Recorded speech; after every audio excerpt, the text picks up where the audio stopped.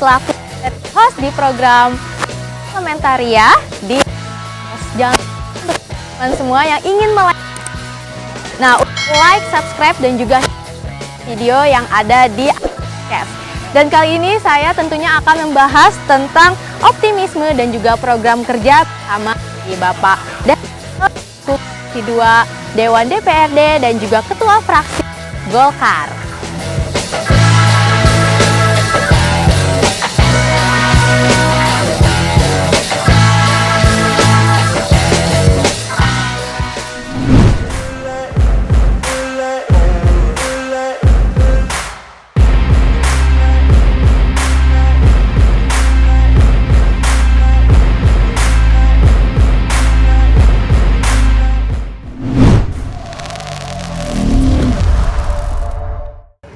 Untuk pembangunan Kota Bekasi itu bukan hanya menjadi salah satu tugas dari pemerintah.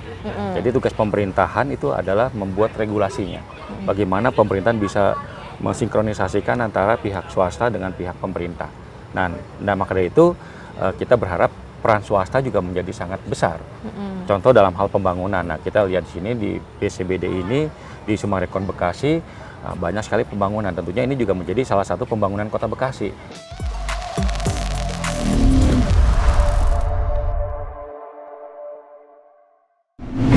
Podcast, kembali lagi bersama saya Indriani. Nah, kali ini saya sedang ada di program Ada Parlementaria, kreatif, inovatif, dan informatif. Nah, saat ini saya juga sedang ada di salah satu lokasi, yaitu di Central Business District, salah satunya di Kota Bekasi. Dan saat ini di sebelah saya ada Bapak Daryanto selaku dari Dewan DPRD Komisi 2. Nah, halo selamat pagi Bapak. Pagi Mbak Indri, gimana kabar, sehat? Sehat, Alhamdulillah Pak. Kabarnya gimana Bapak? Alhamdulillah sehat, cuman agak sedikit, ini aja flu sedikit. Oh flu ya, iya soalnya musimnya juga lagi musim hujan ya kan, terus naik turun juga musim kemarau nih. Pancaroba seperti ini ya. Iya, pancarobanya lagi naik turun ya. Nah ini kita lagi di Ada Podcast akan membahas tentang politik nih Pak sebenarnya, dan juga ini banyak yang nonton generasi milenial, makanya kita sedikit berbicara santai aja ya Pak ya. Oke, nah Bapak ini belakangan kegiatannya apa aja nih Pak, kesibukannya kalau boleh tahu? Baik, terima kasih Mbak Indri. Assalamualaikum warahmatullahi wabarakatuh untuk Ada Podcast dan sahabat-sahabat kita semua.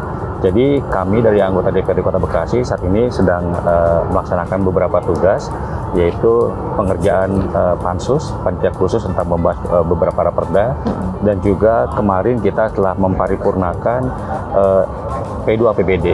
Jadi kita sudah sepakati dengan pemerintah daerah untuk Silpa tahun 2022 yang lalu dan sekarang untuk di 2023. Nah mudah-mudahan nanti setelah itu kita akan lakukan pembahasan tentang APBD perubahan dan juga APBD 2024. 2024 ya.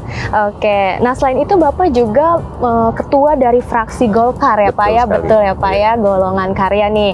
Karena menjelang pemilu ya Kak, ini anak-anak muda juga harus melek politik nih. Karena ini sangatlah informatif banget untuk kita mengetahui seputar politik. Makanya kita akan berbicara tentang partai juga dan juga infrastruktur di Kota Bekasi nih salah satunya ya. Nah, oke, kita akan lanjut ya. Jadi selama masa mungkin dari latar belakang Bapak dulu ya. Dulunya itu pendidikannya seperti apa gitu Pak. Boleh dijelaskan Pak? Baik Mbak Indri, jadi sebetulnya saya ini dari orang kampung ya, dari Bekasi Jaya, kalau orang bilang itu daerah pinggir rawa. Jadi memang Bapak asli Bekasi ya, Bekasi dan saya SD, SMP, SMA di Bekasi, SMA 1 dan kuliah di Bina Nusantara ngambil jurusan teknik informatika komputer. Nah, setelah itu waktu itu nggak ada niatan sama sekali saya untuk berpolitik gitu. Namun karena situasional yang dan juga terus terang ini keinginan dari orang tua, jadi kami tuh orang perkampungan masa nggak bisa jadi anggota DPRD gitu. Jadi orang tua ada keinginan supaya bisa membangunlah wilayah kita, karena selama ini wilayah kami itu hampir jarang tersentuh dengan aspirasi dari pemerintah. Itu jadi yang melatar belakangnya seperti itu. Oke. Nah, terus juga karir di politiknya nih Pak, dari awal banget Bapak itu mulai dari apa nih Pak? Oh ya, Jadi pertama kali saya ikut di dunia politik di Partai Golkar, saya itu menjadi pengurus biasa. Jadi anggota, terus saya menjadi bendahara PL tingkat kelurahan. Nah, kalau di Golkar itu ada PL tingkat kelurahan dan juga di PK. Nah, baru masuk ke DPD Partai Golkar Kota Bekasi sebagai wakil ketua pemenangan pemilu. Gitu. Oke. Luar biasa banget ya Bapak ini, dari karir pendidikannya, terus juga masuk awal mula ke dunia politik. Nah, seterusnya juga ini nih Pak, ada kilas balik menjadi dewan nih Pak. Itu gimana tuh, atau suka dukanya Bapak selama menjadi dewan? Bapak kira-kira udah menjabat berapa lamanya nih Pak? Saya ini periode kedua. Periode kedua. Jadi mulai awal itu tahun 2014. 2014. Nah, 2014 itu awal mula saya ikut di dalam pemilu. Dalam pemilu 2014 lalu, dan alhamdulillah terpilih. Dan di 2019 kemarin saya maju kembali, diperintahkan oleh partai, dan alhamdulillah terpilih kembali. Dan memang banyak suka dukanya seperti itu. Iya nih, kira-kira suka dukanya apa nih Pak? Jadi kalau sukanya sendiri yang saya rasakan lebih banyak sekarang relasi, lebih banyak koneksitas antar baik dengan masyarakat maupun dengan para pejabat di daerah. Dan yang kedua juga kita bisa menjadi jembatan bagi masyarakat yang wilayah-wilayahnya tidak terjaring atau tidak tersentuh dengan aspirasi. Dan keberadaan kita di DPRD, kita bisa menyalurkan aspirasi daripada masyarakat. Dan selain itu juga kita bisa membantu masyarakat yang tidak mampu, baik dari segi pendidikan, kesehatan, ataupun lainnya itu. Jadi baik administrasi kependudukan, karena banyak sekali kita temukan di luar sana masih ada oknum-oknum yang main dengan administrasi kependudukan, dengan misalkan jadi calo ataupun apa. Nah, itu kita rekam karena sekarang ini sudah gratis dari semua pemerintah. Nah, itu tidak ada lagi hal-hal seperti itu. Itu baik. Itu sukanya. Nah, kalau dukanya sendiri nih Pak? Dukanya memang lebih pada banyak pengorbanan pribadi. Jadi waktu untuk keluarga juga berkurang. Ya, terus yang kedua juga baik dari segi waktu untuk kegiatan aktivitas lain juga berkurang. Ya, lebih banyak masalah itu sih. Yang lainnya saya pikir lebih banyak manfaatnya lah buat masyarakat. Manfaatnya ya. Oke. Ini dengar cerita dari Bapak nih, saya tertarik nih. Tertarik untuk masuk politik ya. Cuma saya harus banyak belajar dulu nih. Kalau seperti itu. Ya. Nah, terus juga katanya Bapak ini terinspirasi nih dari Bapak Ahok ya untuk terjun ke politik. Itu benar, Pak? Iya, jadi pertama kali saya mau masuk ke dunia politiknya tahun 2013. Nah, itu saya lihat video YouTube beliau. Beliau pernah bicara di dalam satu YouTube itu bahwa saya sebagai pengusaha itu bisa bantu orang berapa banyak. Tapi dengan saya masuk ke dalam sistem dan menyalurkan anggaran pemerintah dengan tepat dan tanpa ada korupsi, itu bisa membantu orang lebih banyak. Dan ternyata itu benar. Ternyata itu betul sekali. Seperti program-program di pemerintah Kota Bekasi dulu ada yang namanya LKN-NIK ya, Kartu Sehat. Itu sangat membantu masyarakat dalam hal kesehatan. Yang kedua dalam hal pendidikan. Nah, ini juga kita sekarang terus kita tingkatkan lagi USB sekolah-sekolah baru untuk tingkat SMP. Jadi jangan sampai ada anak-anak Kota Bekasi yang tidak sekolah. Dan kita harapkan juga yang lainnya, maksud dari infrastruktur. Tadinya wilayah-wilayah kita yang tidak pernah tersentuh, masih ada yang jalan rusak atau banjir dan lainnya. Ya, sekarang kita bisa bantu hal tersebut untuk kita bisa perbaiki sedikit demi sedikit itu. Iya, betul. Berarti akan ada perbaikan ya, perbaikan sedikit demi sedikit di Kota Bekasi. Karena kalau kita menggunakan dana pribadi, mungkin kita bisa untuk misalkan ngebangun jalan, nggak akan cukup juga. Tapi dengan kita salurkan aspirasi anggaran pemerintah dengan tepat, itu juga bisa membangun kewilayahan kita seperti itu. Wow, itu kisah yang sangat menarik ya, terinspirasi dari Bapak Ahok ya. Nah, kemudian juga nih Pak, giat reses di tahun 2023 ini, Bapak itu yang kedua berarti? Iya, kemarin kita sudah mengadakan reses yang kedua. Oke. Itu kalau boleh tahu kegiatannya tuh gimana ya Pak? Iya, jadi reses itu adalah salah satu kegiatan untuk menjaring aspirasi masyarakat. Jadi kita datang ke masyarakat, kita tampung apa yang menjadi harapan dan juga keinginan dari masyarakat. Memang selama ini masih banyak berkisar di antara infrastruktur dan banjir. Karena memang saya mencatat masih ada 69 titik di Bekasi Timur dan Selatan, itu agak sedikit. Nah itu masih banyak penanganan hal tersebut gitu. Jadi makanya jadi makanya bagaimana caranya kita mengurangi, kalau untuk menghilangkan sekaligus mungkin butuh proses yang agak cukup panjang, tapi bagaimana kita bisa mengurangi titik-titik banjir dari yang jumlahnya 69 menjadi berkurang demi sedikit dan akhirnya nanti kita harapkan seluruh kota Bekasi ini terbebas dari banjir. Terbebas dari banjir. Ya, ibaratkan mencegah dulu ya sebelum kejadian gitu. Nah, kira-kira nih ya, nanti untuk mencegah banjir sendiri itu Bapak udah ada kegiatan apa nih Pak? Iya. Jadi kegiatan yang dilakukan adalah seperti normalisasi saluran. Yang pertama, yang kedua juga memperbaiki saluran baik dari hulunya sampai dengan hilirnya. Nah, yang ketiga juga kita sedang membuat beberapa titik-titik untuk penampungan atau tandon air itu. Jadi memang ada beberapa wilayah yang siap untuk melaksanakan tersebut dan juga untuk dikembangkan lagi menjadi folder yang lebih besar seperti itu. Memang sekali lagi untuk penanganan ini butuh waktu dan juga butuh biaya yang cukup besar seperti itu. Iya sih ya, waktunya dan biayanya juga cukup besar itu untuk melakukan hal itu semua. Nah, karena kita di Kota Bekasi nih ya Pak ya, saya juga orang Bekasi gitu kan. Kira-kira nih untuk pendapatan hasil daerah berarti 2023 ini sudah meningkat ya Pak ya? Iya. Jadi kita ada peningkatan dari tahun 2022 karena kan baru selesai COVID dan 2023 kita ada naikkan 11%. Sekarang menjadi 5,93 triliun APBD kita dan PAD kita 3,1 triliun. Jadi ada peningkatan juga dari tahun 2022. Dan tentunya ini juga kita harapkan juga dan berterima kasih kepada seluruh lapisan masyarakat yang sudah ikut serta dalam membayar pajak seperti PBB dan juga retribusi dan juga tentunya pajak makanan restoran. Kenapa kita juga ngambil tempat di sini? Nah ini juga kita ingin menunjukkan kepada masyarakat bahwa peran serta pembangunan pemerintah itu bukan hanya dari pemerintah itu sendiri, tapi ada juga peran serta swasta. Nah makanya di sini di BCBD ini Bekasi Central Business District ini, nah ini bisa membangun perekonomian Kota Bekasi dan juga selain itu juga bisa meningkatkan tenaga kerjaan dan juga tentunya PAD. Jadi setiap orang yang makan, minum ataupun beraktivitas ini itu akan membayar retribusi pajak PB1 seperti makanan dan minumannya seperti itu. Berarti kita mendapatkan ini juga ya, pendapatan dari pembangunan ini sendiri ya. Nah, ini memang banyak sekali sih bangunan-bangunan di sini ya. Tempat makan, coffee shop ya kan, apalagi anak-anak muda zaman sekarang nih demen nongkrong-nongkrong ya kan ya Pak ya, untuk kerja juga bisa di tempat-tempat kopi seperti itu. Soalnya mobile gitu kan. Sekarang semuanya sudah canggih dan mudah-mudah.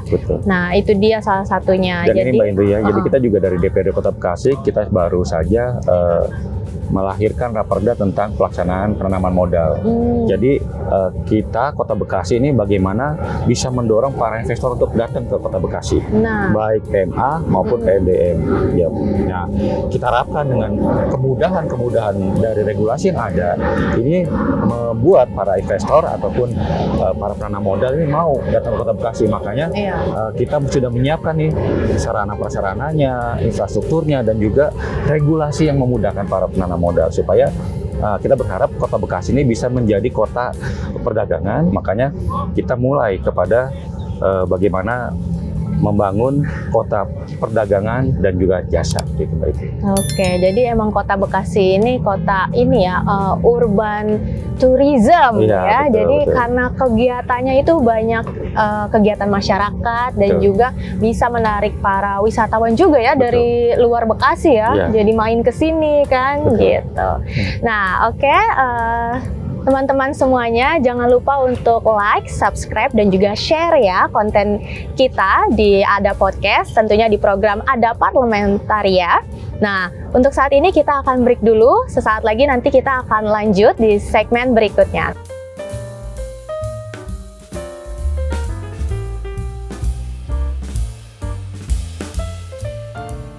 Halo semuanya, kembali lagi bersama saya Indriani. Nah, setelah break kita akan lanjut ya berbicara mengenai optimisme dan juga program kerja di program Ada Parlementaria.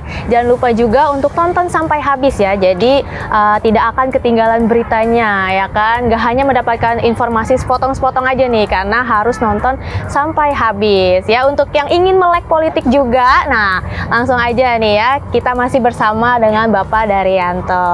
Oke. Sekarang kita akan membahas tentang program kerja nih Pak. Program kerja di Kota Bekasi itu menurut Bapak seperti apa nih Pak? Ya, jadi seperti yang saya sampaikan bahwa untuk pembangunan Kota Bekasi itu bukan hanya menjadi salah satu tugas dari pemerintah. Jadi tugas pemerintahan itu adalah membuat regulasinya. Bagaimana pemerintahan bisa mensinkronisasikan antara pihak swasta dengan pihak pemerintah. Nah maka dari itu kita berharap peran swasta juga menjadi sangat besar.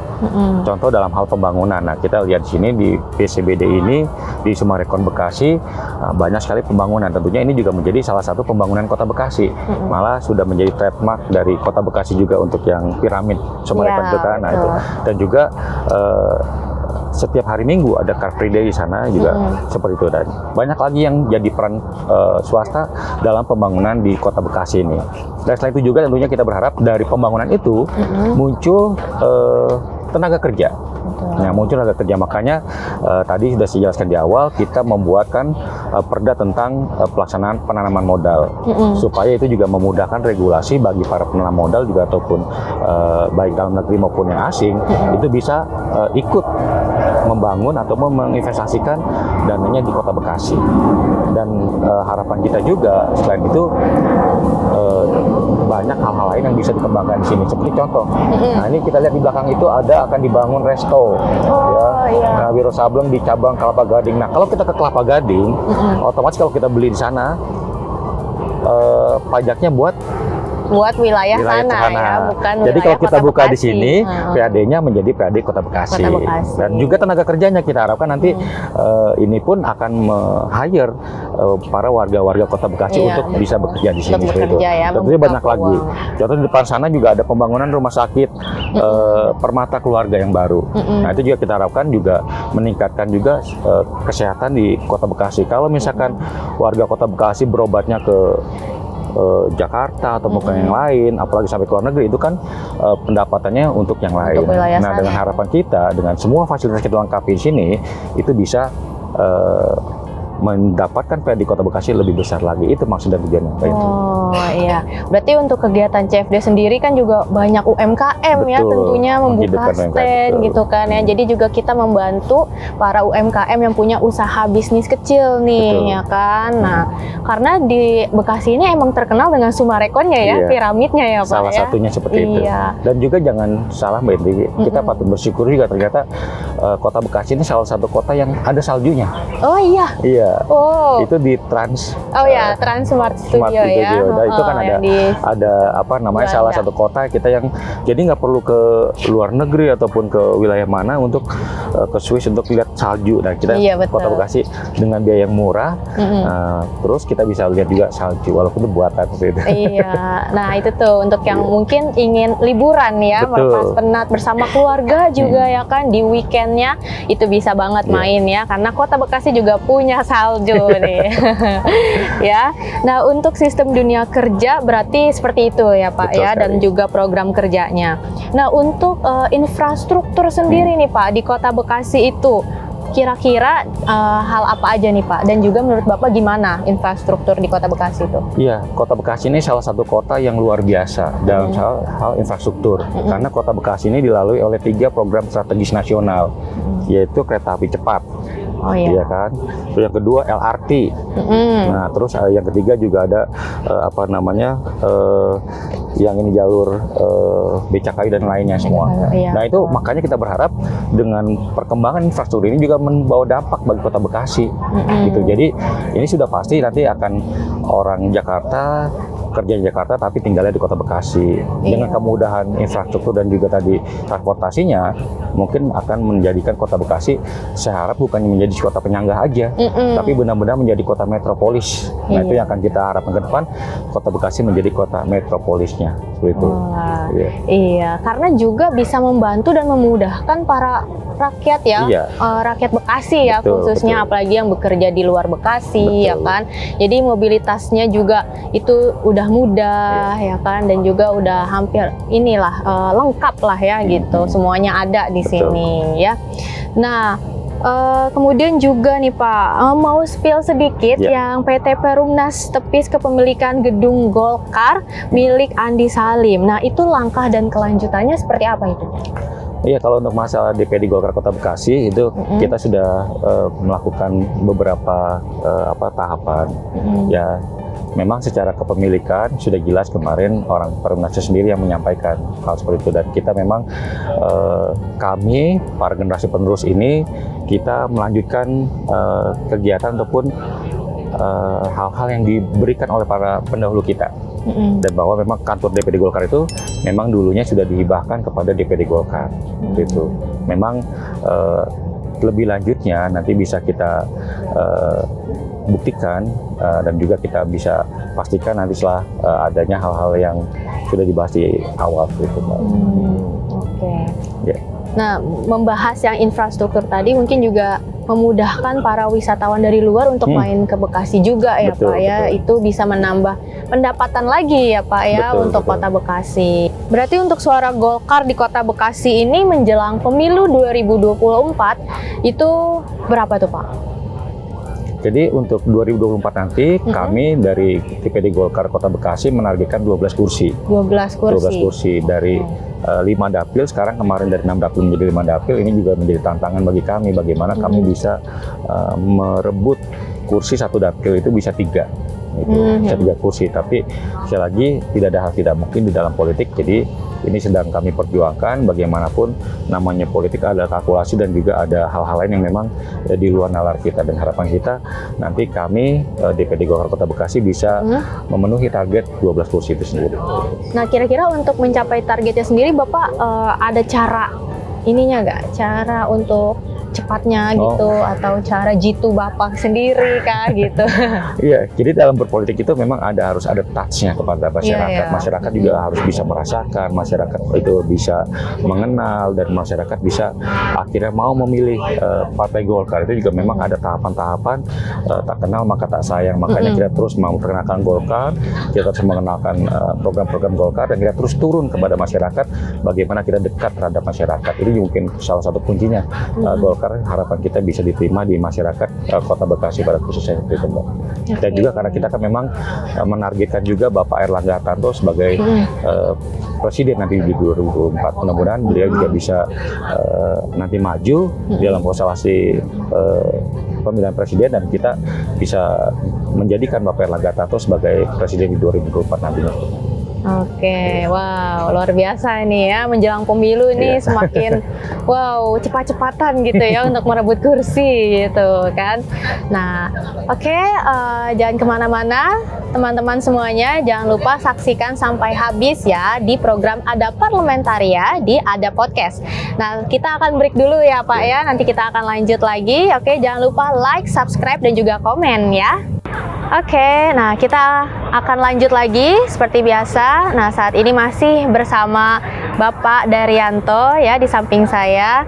Nah, kira-kira nih Pak, pesan moral apa yang ingin Bapak sampaikan nih ya selaku dari Ketua Fraksi Golkar dan juga Dewan DPRD Komisi 2? Ya, baik Mbak Indri. Jadi untuk para generasi muda dan juga masyarakat di luar sana yang ingin tahu tentang politik, saya harapkan kepada seluruh anak muda, jangan pernah antipati ataupun anti politik. Karena di tangan kalian lah negara ini, kota yang kita cintai ini bisa terbangun. Dengan di dalam politik, kita bisa masuk ke dalam sistem dan kita bisa memperbaiki sistem pemerintahan dan juga pemerintahan ini dengan baik. Maka dari itu saya mengajak kepada seluruh anak muda, ayo ikut di dalam politik. Karena dengan berpolitik kita bisa banyak hal, kita bisa banyak tahu, kita bisa banyak berbuat, dan kita bisa banyak membantu masyarakat di dalam hal apapun di pemerintahan ini.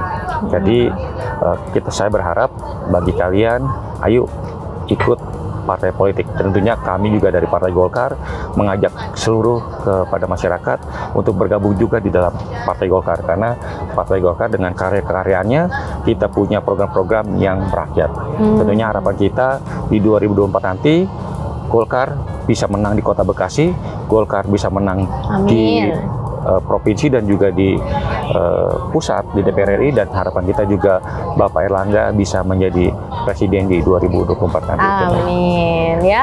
Oke, untuk teman-teman jangan lupa juga untuk like, subscribe dan juga komen ya di YouTube kita Ada Podcast ya.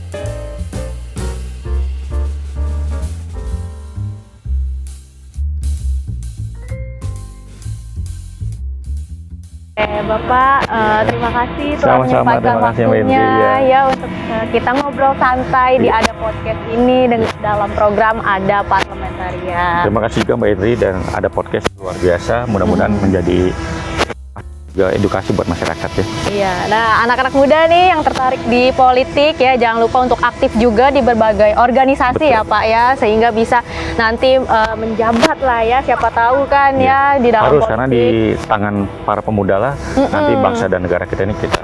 Iya, generasi penerus. Betul. Ya gitu. Nah kira-kira untuk yel-yel Golkar sendiri ya? Gimana nih Pak?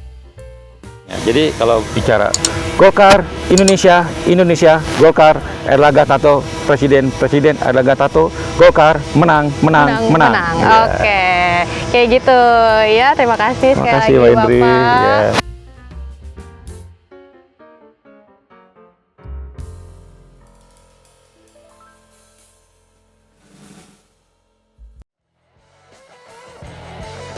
Nah, kita sudah berbicara santai oleh Bapak Daryanto selaku dari Komisi 2 Dewan DPRD dan juga Ketua Fraksi Partai Golkar. Untuk teman-teman semua yang ingin melek politik, jangan lupa di like, subscribe, dan juga komen di program Ada Parlementaria di Ada Podcast ya, YouTube channelnya Ada Production.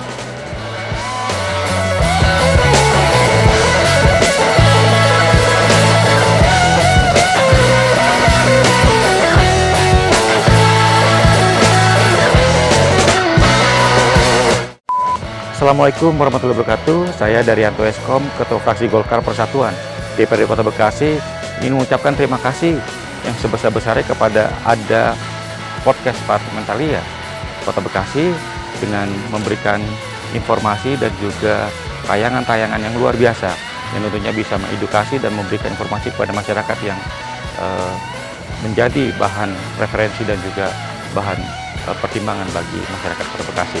Sekali lagi terima kasih kepada Ada Parlementaria, sukses selalu dan terus berjaya. Wassalamualaikum warahmatullahi wabarakatuh.